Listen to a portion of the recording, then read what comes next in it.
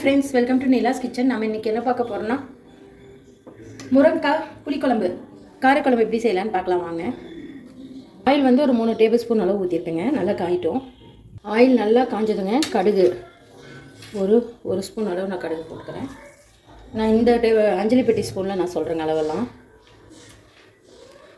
சீரகம் ஒரு அரை டீஸ்பூன் சின்னதில். சோம்பும் அரை ஸ்பூனுங்க போட்டுக்கலாம். நல்லா பொரியட்டும் பாருங்கள். இது நல்லா பொரிஞ்சிருச்சு.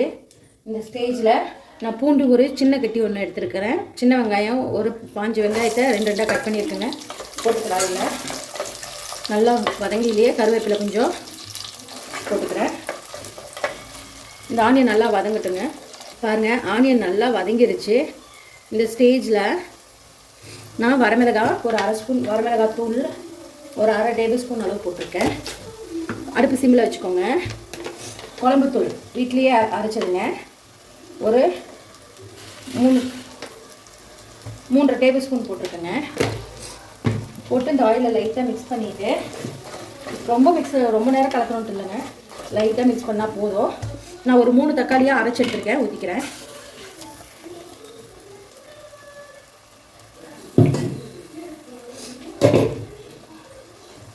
அரைச்சி ஊற்றிட்டு அதையும் இதோட நல்லா மிக்ஸ் பண்ணிக்கலாம். தக்காளி நல்லா வதங்கி வருது நமக்கு. இப்போ ஹை ஃப்ளேமில் வச்சுக்கோங்க. தக்காளி ஊற்றிட்டு தக்காளி அரைச்சி ஊற்றினா கொஞ்சம் கிரேவி கிடைக்குங்க. அதுக்காக நான் தக்காளி மட்டும் அரைச்சி ஊற்றிருக்கேன். நல்லா மிக்ஸ் ஆகட்டும். இந்த ஸ்டேஜில் கொஞ்சமாக ஒரு 1/4 சிட்டிகை மஞ்சத்தூள் போட்டுக்கோங்க. நான் இவ்வளோ தான் போடுறேன். ஒரே ஒரு 1/4 சிட்டிகை. பாருங்கள், நல்லா வதங்கி ஆயில் பிரிஞ்சு வருது. இந்த ஸ்டேஜில் நான் ஒரு 3 முருங்கைக்காய் எடுத்துருக்கேன். போட்டுக்கிறேன்.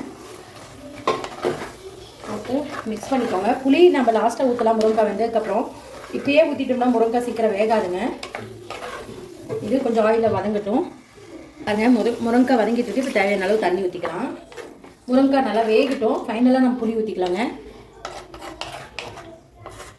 இப்போ இந்த ஸ்டேஜில் நான் ஒரு 3 பச்சை மிளகாய் எடுத்துருக்கேன். போட்டுக்கிறேங்க. அந்த ஸ்மெல்லுக்காக டேஸ்ட் நல்லா இருக்கும். பச்சை மிளகாவோட ஸ்மெல்லுக்கு. அதுக்காக இதை நல்லா மிக்ஸ் பண்ணிக்கோங்க. இது நல்லா வேகட்டும். ஒரு சின்ன தேங்காயில் ஒரு 1/2 மூடி தேங்காய் எடுத்திருக்கேன்.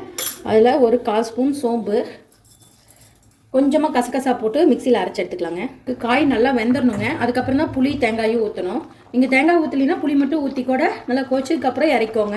அப்படியே சாப்பிட்லாம். நான் கொஞ்சம் தேங்காய் அரைச்சி ஊற்றினா தான் எங்களுக்கு பிடிக்கும்னால நான் இன்றைக்கி தேங்காய் அரைச்சி ஊற்றுறேங்க.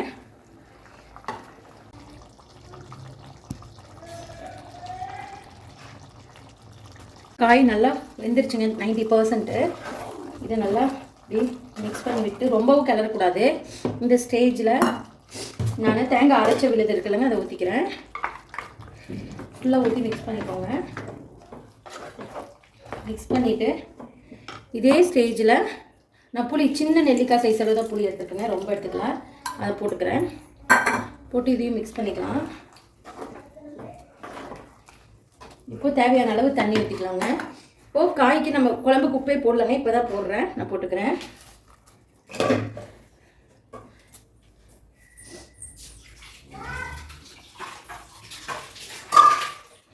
இப்போது நான் தேங்காய் விழுது அரைச்சதில் தண்ணி மிக்ஸ் பண்ணி எடுத்துக்கிட்டேங்க. அவ்வளோதான். நல்லா மிக்ஸ் பண்ணிக்கலாம். இது நல்லா ஒரு கொதி வரணுங்க நமக்கு. குழம்பு ரெடி ஆகிடுச்சுங்க. இப்போ நான் அடுப்பை ஆஃப் பண்ணிட்டேன். இப்போது கொஞ்சமாக கருவேப்பிலை தூவிக்கலாங்க. தூவி மிக்ஸ் பண்ணிக்கலாம். நல்லா மணமான ஒரு முருங்கைக்காய் குழம்பு ரெடிங்க. இங்கே எவ்வளோ சூப்பரான ஒரு முருங்கைக்காய் குழம்பு ரெடி ஆயிடுச்சுங்க. சூப்பரான ஒரு குழம்பு ரெடிங்க. முருங்கைக்காய் குழம்பு புளிக்குழம்பு. நீங்களும் இந்த மாதிரி ட்ரை பண்ணி பாருங்கள். ட்ரை பண்ணி பார்த்து கமெண்ட் பண்ணுங்கள். இந்த வீடியோ பிடிச்சிருந்தா லைக் பண்ணுங்கள், ஷேர் பண்ணுங்கள், மறக்காமல் சப்ஸ்கிரைப் பண்ணுங்கள். தேங்க்யூ ஸோ மச் ஃபார் வாட்சிங். அருமையான ஒரு முருங்கைக்காய் குழம்பு ரெடிங்க. பாருங்கள்.